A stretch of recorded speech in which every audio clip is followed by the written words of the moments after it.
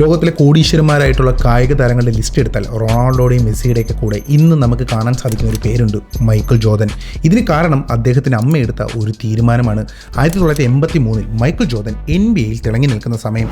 അപ്പോൾ നൈക്കി എന്ന് പറയുന്ന ഒരു ചെറിയ കമ്പനിയാണ്. അവരൊരു പുതിയ സ്നീക്കേഴ്സ് പുറത്തിറക്കാൻ തീരുമാനിക്കുന്നു. ഇതിൻ്റെ ഫേസ് ആകാൻ ജോർദൻ അന്ന് $2.5 മില്യൺ ഓഫർ മുന്നോട്ട് വെക്കുന്നു.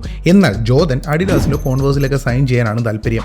ഈ സമയത്താണ് ജോർദൻ്റെ അമ്മ ഈ വിഷയത്തിൽ ഇടപെടുന്നതും അവർ നൈക്കിനോട് ഒരു ഓഫർ വെക്കുന്നതും.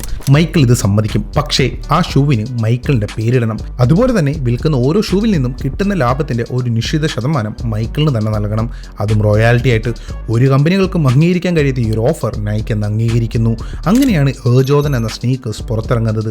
ഇന്ന് തിരിഞ്ഞു നോക്കുമ്പോൾ $10 ബില്യൺ മുകളിലാണ് എയർ ജോർദൻ്റെ വാല്യൂ.